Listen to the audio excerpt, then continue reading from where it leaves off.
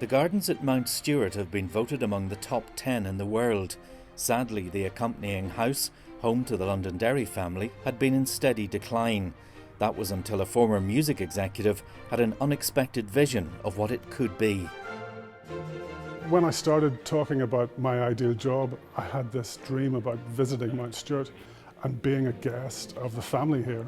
And in my dream, it was full of people and full of life and full of energy and just everything was sparkling and glorious. And about 2 weeks after we'd had that conversation, my wife Karen rang me and said, "Your job's in the Belfast Telegraph." It was a sad house and it had seen better times, and what we wanted to do was to revive those lost times.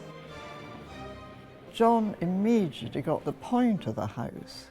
He saw through what people have described as shabby chic that I called decayed elegance to try and make it seem a bit better. And he saw the old glamour. It was entirely Jon's vision that we've ended up with the house back the way my grandmother had it. Edith Londonderry, Lady Rosa's grandmother, created the gardens here. She also refurnished and redecorated this house from the 1920s to the 1950s. She was very theatrical. She was incredibly widely read. She was a brilliantly creative woman. She founded the Women's Legion in the First World War, and this is her creation. Rewiring, replumbing, new security and intruder protection. All the windows were restored, the floors were all taken up, the ceilings were propped up.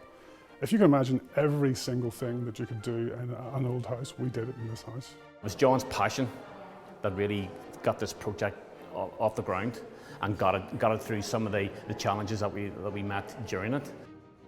The huge beams and pillars you see here were in such a fragile state that we were thinking that we would have to close this room entirely. All the paint had started to peel off. We had water coming in during the winter. The floor itself was in a dreadful state. The furniture was ragged and bare. There were holes in these sort of lovely settees that you see. And none of these great paintings were here. So it's just fabulous to have all these amazing things connected to this family back in this house. Jon is an extraordinary man. He has very clear vision and understanding. He picks people very well and then he lets them do their job. And he has created a sense of spontaneity and creativity among his team here that I think is exceptional.